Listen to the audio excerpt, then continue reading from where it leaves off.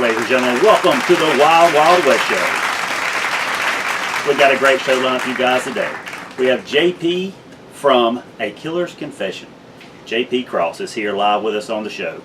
So sit back, grab you a cold beverage, get ready, because we'll be seeing you soon, here in about 30 seconds. Thank you so much for joining us. At Heroes Collectibles, we offer a wide variety of items, including comics, Pokemon cards, Yu-Gi-Oh! And Magic the Gathering cards, plus a great selection of action figures. Every Wednesday, new comics arrive, so come on out to 217 9th Street in historic downtown of Wilkesboro today. Or give us a call at 336-818-1880 to start your comic subscription and save up to 15% off cover prices.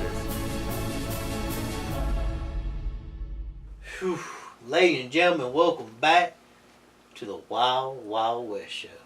Listen, before we get started today, I just want to thank everybody. I want to thank you for your views. I want to thank you just for every little thing you do. Mainly, I just like you for all your likes and subscribes. Because when you do that, oh man, phew, this helped me out. But today, as Jody said, we got the legendary JP Cross. JP, how you doing today, sir? What's going on? JP? The champ. Hey. The champ. Hey. JP, you're looking amazing. But listen, I've done this interview. Everybody wants to know. I got the circle on my notes. Who has the best pasta ever? The best pasta ever. Ever. I feel like I should say something really intelligent here. And whatever you need. I just don't have anything intelligent to say about my favorite pasta. I did live with an Italian guy. Yeah. I lived with an Italian guy in my college days, and his mom was full-blooded Italian. Yeah. And she always brought the best pasta, but she always came over and she would smack him in the back of the head, just like the typical Italian. Just like typical Italian, smack in the back of the head, going, "What? You a bad kid? You a bad kid? Why can't you be more like JP? He's a good kid." That's a better answer to the question itself. Oh, well, JP, let's go ahead and get this bad boy started. How did you get your start into your music career? Motley Crue and Guns N' Roses changed my life. What a deal. What a deal. Yeah, I was introduced to Motley Crue young age. Yeah. You know, probably 5-6 years old, and then Appetite for Destruction came out, and that album just changed my life. As soon as I heard Appetite for Destruction, I was like, I want to do this. I want to play guitar. I want to play music. Yeah. That was my first initial start of where I want, where I knew what I wanted to do. It wasn't until a few years later before I actually picked up a guitar and started learning. But that was my initial start. That's what influenced me to want to do what I do. Okay, so that's where the first seeds were planted. That's where the seeds were planted. There you go. So from there, so as you said, like Motley Crue, would you consider them as as a major influence and inspiration? There's been so many influences. I've been asked this question by fans, all over the United States. Who's your biggest influences? And Motley Crue, Guns N' Roses were my initial influences that influenced me to play. I think my influences, once I started learning to play, they changed. I had so many. There was the whole Brooklyn hardcore scene with artists like Sick of It All, Life of Agony. In the early days, they really influenced me. Then a lot more of the metal bands that came out after that, like Machine Head and Sepultura, really influenced me. Then once I got into the 2000s, bands like Clutch really influenced me. White Stripes, believe it or not, White Stripes, The Strokes, those were really big influences. The Black Keys, more modern. I've had more modern metal influences like the Dillinger Escape Plan. Yeah. I've constantly tried changing. Listening to new. To me, it's always been, I want to find something new, something different that I can learn, to where I can learn something new. So I kind of draw influences through everything. There you go. So. Would you say like you just pick a little bit here and pick a little bit here and maybe try to mix it? Yeah, exactly. Okay. That's pretty neat. So with that, talking about your music career, getting it started and stuff, what all instruments do you play? Guitar, bass, piano. That's about it. I mean, I can program drums. Yeah. I am not coordinated to play them, but I can program them. But yeah, guitars, piano, anything with strings for the most part. What type of guitar do you play? Like brand wise? Guitar wise, it's always a Les Paul style. Okay. Les Paul style. Bass guitars, I play Spectre. I tend to stick to those, and I don't really deviate from them. There you go. That's probably what you feel most comfortable with. Yeah. Have you tried other things just to get a feel for them? Yeah, and that's just where my comfort zone was, and I was like, why break the mold? There you go. You got your own deal, and it's working for you. All right. Well, folks, we got to take a quick commercial break. Listen, when we come back, we'll have more JP Cross and more exciting stories. Stay tuned.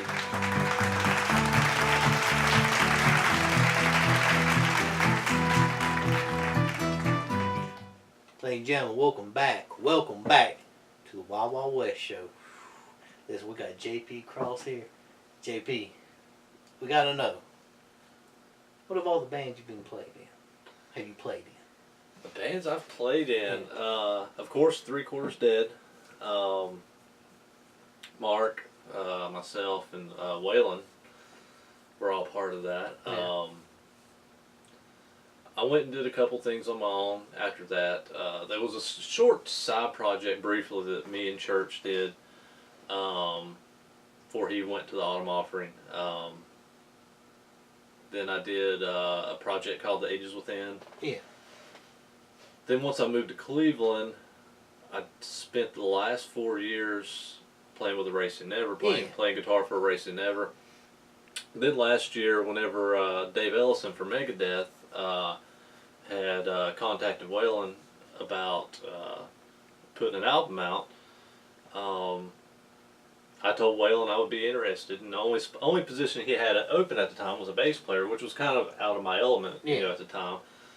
But I was like, I'm ready to tour. Let's do this. Yeah. So since January of last year, I've been playing bass for A Killer's Confession. Okay. So is that the band you're in now? Yep. All right. With that, you got any tour dates coming up or anything, or? We do. I leave for Texas next week. We start in Houston, I believe, at the Scout Bar on the 18th, 19th, I believe. Mm-hmm. And then we're doing a festival in Fort Worth called Rat Fest, which is actually like Boondocks, which is a Juggalo band with ICP. We're doing a festival with them in Fort Worth, and that's the 18th or 19th too. I have the dates kind of mixed up a little bit, but all that's on our Facebook and our .com. But then we go from there. We go up to Illinois. No, we go to St. Louis, and then we go to Illinois and Braidwood at Top Fuel Saloon. Then we're going back to Toledo, going home to Toledo. That's kind of my hometown. Yeah.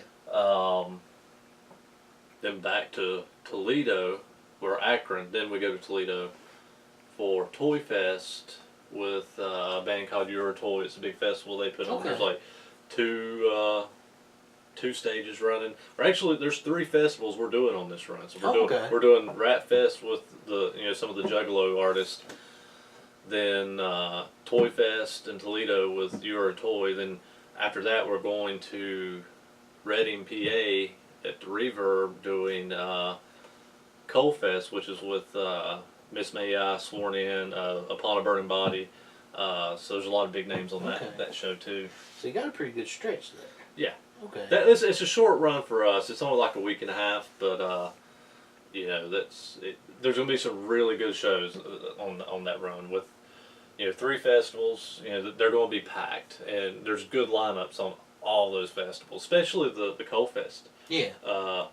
there's a lot of really good like bands that's been on like Warped Tour and a lot of the bigger festivals that's on that one. So that one's going to be good. And of course the one with a lot of some of the Juggalo artists is going to be pretty big. So yeah, those are the dates we have coming up. There's a couple of bigger tours being worked on. I can't announce them yet because they're not in stone. You know, until contracts are signed, Exactly. you know, you can't let any of that stuff leak. So that's what we have coming up. We just got back from LA last week. We went back to Sahaj and we worked on the first half of the new album. We released 2 singles back in November that Sahaj produced. And Sahaj is actually, if you remember the band Raw, there's a new metal band back in the early 2000s called Raw. Sahaj was the singer for that band. Okay. But he produced the 2 singles we released back in November. And the experience was so phenomenal, and the final product was so phenomenal that we took the first half of this new album to LA, and we did the first half of the new album we're working on with him. The second half, we're getting ready to finish it up in Cleveland. Okay. So we're looking for a September release for this album. So this will be, I guess the one thing that we've tried to do is keep material coming. Yeah. To stay relevant. You know, we just put an album out last April, and then this past November we put 2 singles out, and we're already looking at putting another full length out. So that's 2 albums and 2 singles that we've released within, you know, a 2-year period. And honestly, our plan has been, we've said it since day one, is we want to put an album out a year. Yeah. And that's a very difficult statement, but we want to put an album out a year to stay fresh. And that way, not only we're putting new music out, but our sets are changing. So our show is constantly changing. You're not getting a stale product, you're getting fresh. We're that way we keep things fresh. And, you know, and the first album we got a really good reception on. We had 1 single, the single for Rebirth, hit number 21 on the Billboard rock charts. All right. Which was really amazing. You know, whenever I looked on the Billboard rock charts and you saw A Killer's Confession, Rebirth, and then it was right next to Stone Sour, it was right next to Korn, it was right when Korn released a single. And you had all these big bands that we grew up loving, and our single was right there in the mix with all of them on the charts. And so we were kind of, you know, took back a little bit, you know, but so yeah, it's been an interesting year, and it'll be an interesting year coming up with the new album. It sounds like you got everything just planned, sorted out, and that's the big thing, keeping it going. Now, you got me excited. How can I listen to your music? I need to know. People at home, we need to know. Any way you can. Any digital site. Okay. Spotify, Rhapsody, Amazon, iTunes, Google Play, Pandora. It's on all the digital. Hard copies, you can pick them up at shows. Okay. There are vinyls. You can pick up a vinyl or CDs. We are physically out of the vinyls, but the record label is still putting the vinyls out. And you can order those through EMP Records, or you can go to FYE, bestbuy.com, and order it there. And you can pick our CD up in a lot of FYEs. I've been in many FYEs all over the country, and I always check just to go in. I'm that guy still like, did they have our album? And I still go in FYEs and see if they have our album. And not all of them do, but I've been in quite a few all over the country. Like, hey, there's our album. Right there it is. The problem is they're sold out. They need to reorder. That's the truth. Hey, listen, you boys, you got to be on it. Management, you got to be on it. If you want to make money, you got to order more of this stuff. Yeah, so like if you want to buy a hard copy, I mean, it is easier to order it online or come to a shows, but if you want a retail store to get it, the easiest one that can get it is FYE. So if you go to your local FYE, they can order it. They can carry it. So can Best Buy. I've not yet seen it in Best Buy. I've only seen it on their .com, but I've seen it in multiple FYEs. All right. So Well, we're going to take a little fork in the road. So I like it. We're gonna get a little bit wild. JP, we're gonna talk a little bit about comics. Comics. I know you like a little bit about the comics. Tell me some of the comic characters you like. And I get yelled at for this, but I'm a DC guy. I'm not so. I like Marvel. I like all comics. I'm not going to be that guy that sits back and says I only like Marvel. I only like DC. I do like them all, but I am a bigger DC fan. Favorite at all time, of course, the tattoos there. Green Lantern. Green Lantern will always be my favorite comic book character. DC comic wise, I mean, Green Lantern, the Flash, those will be probably my tops for them. Marvel, growing up, I was a big X-Men fan. Yeah. I really didn't care for the Avengers. I know that's the big hype right now. But growing up reading the books, I thought the Avengers comics were pretty stale. Yeah. And they just wasn't for me. But X-Men was doing some really out there stuff. And so I really grew fond of X-Men, and I loved, of course, Wolverine. Everybody loves Wolverine, but even back then I loved Wolverine. Gambit. Yeah. My favorite Marvel character is Cable. Yeah. I still have my Cable #1 signed. Oh, what a deal. Yeah. It's not really worth anything to my knowledge, but yeah, that's sentimental value because it's my favorite character, and it was his first issue. But then I liked a lot of the Image stuff too, with Spawn and characters like that. I read a lot of everything, so yeah. He's a big fan of also like the independent comics as well. Yeah. Like Pitt, I love Pitt. Yes. If you remember Pitt. There you go. Now, considering going from the comics, are you appreciative of how today, like how we deal with we was lucky to get a movie every 2 or 3 years of a comic book movie. Do you think how they brought them onto the scenes now into the movies? Do you think they're doing them justice?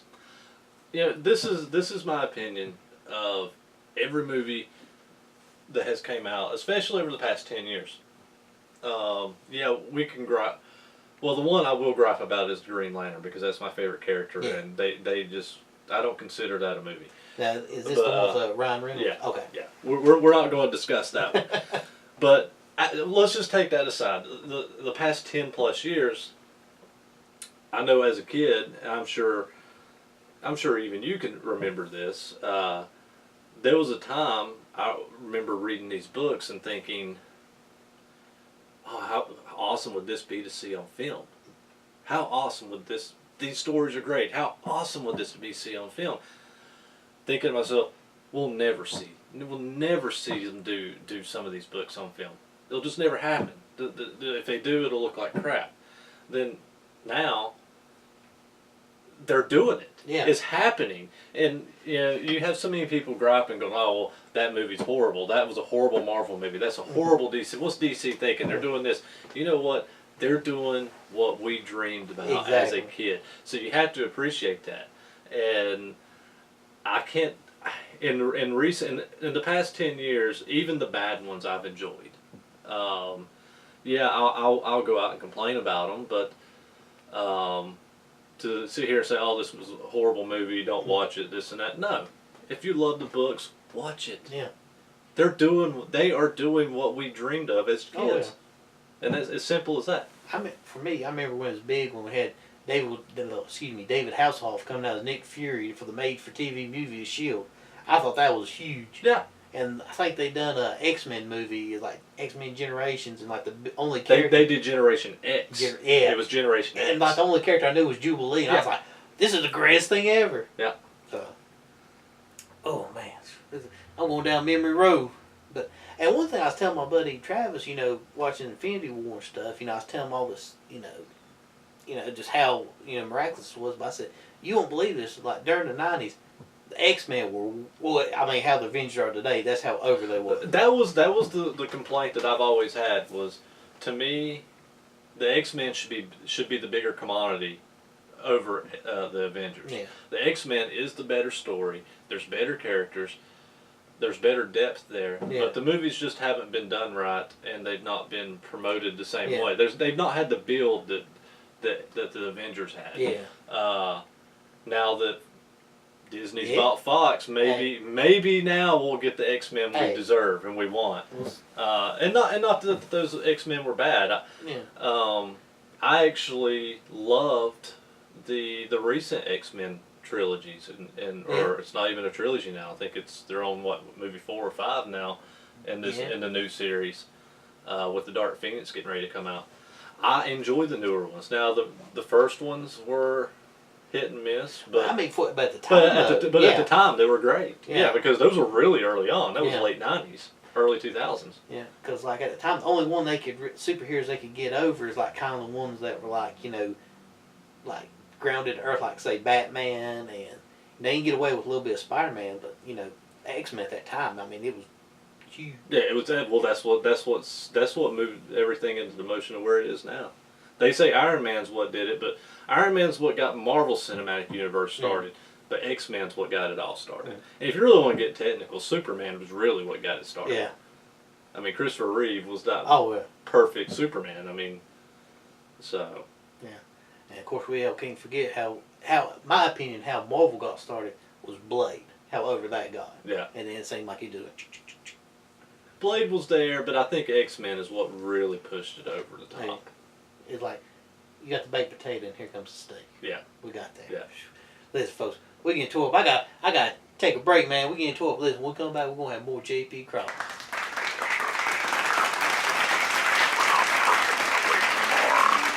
We will tell you when you're good enough, which you'll never be. Today at 5, become your own god. All shall gather around the golden street, kneel and pray. Religion, did anything hear my words? You can trust in me, electric shepherd, human shame. Damn, did you witness all of their screams? I lost myself today. I flipped my time away. What I give to find my own way. Damn, did you witness? Damn, did you witness? Damn, did you witness? On your knees. Damn, did you witness? On your dreams. Flipping through your channels as you search for your new life. Dumb down, control, little parasite. Looking at you, but you'll find in me manipulation, 1080p.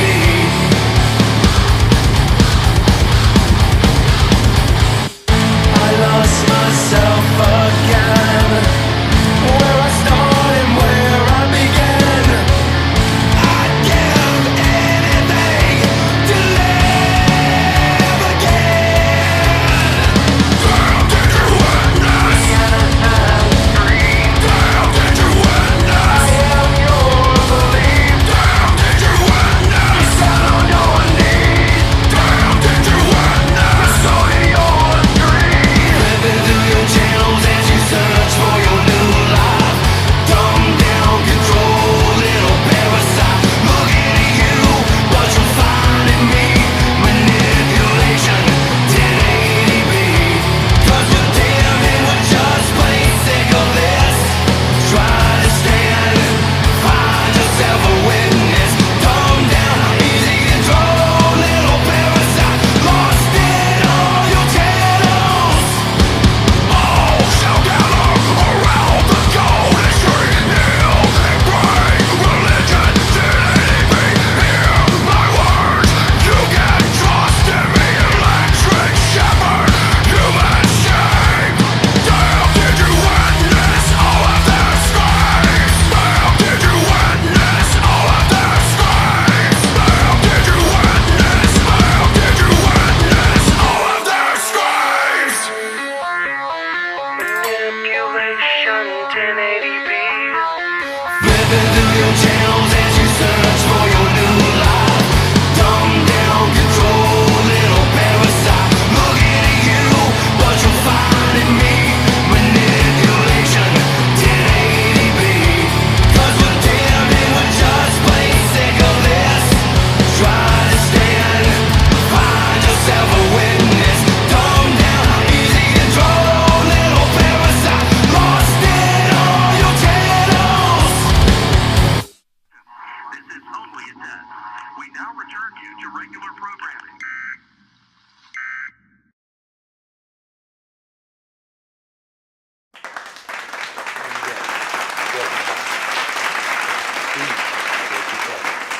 JP, you wanna go ahead and get any of your plugs in? Oh yeah.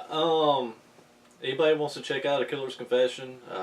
Obviously, I mean, come to a show. We got tour dates up. They're always on our Facebook. Just search A Killer's Confession on Facebook.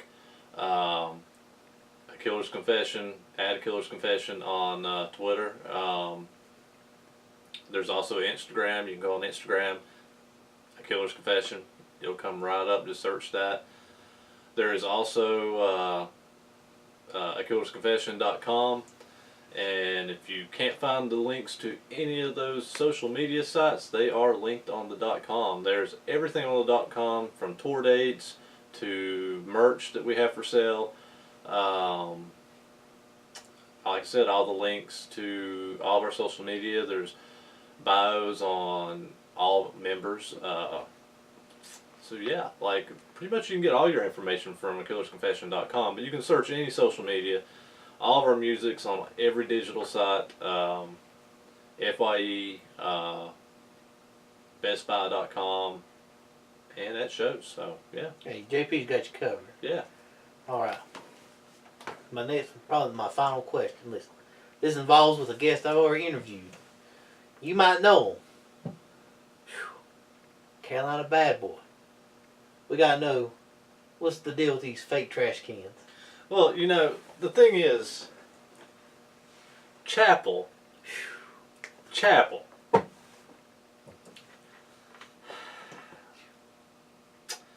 I just gotta tell you,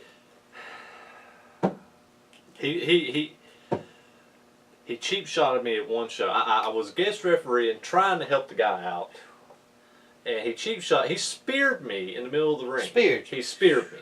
Cheap shot. And you know, I came after him after the show, and I went to hit him with these the trash cans are fake. Trash cans are Trash fake. cans are fake. Trash cans. Corey Chapel, get some real trash cans. Then come back and talk to me. And Oh, you know what will happen? I'll stick my foot so far up your Cool. AWS Oh, Lord. that it comes out your mouth and I can tickle your nose. Oh, Lord. JP's already calling you out. I mean, you stop messing with the fake trash cans. They don't hurt. I mean, they don't hurt at all. Come on, Chapel. Oh, man. Be a man. Be a man. You heard it first on Wild Wild West. We rolling, we brewing, we doing everything. JP, after that, I gotta thank you. Thank you so much. Thank you. Great interview. I'm tore up. I'm gonna have to watch this episode like 50 times. It was good. Lady folks at home, I hope you enjoyed. I hope you do it. Check out my boy JP with A Killer Confession. Like everything on Facebook. Buy everything they ever make. Just do everything. Go to every show. Do what you gotta do. Listen, we gotta go. You know, the bar's calling us. We gotta go. We'll see you and thank you for watching. Like and subscribe.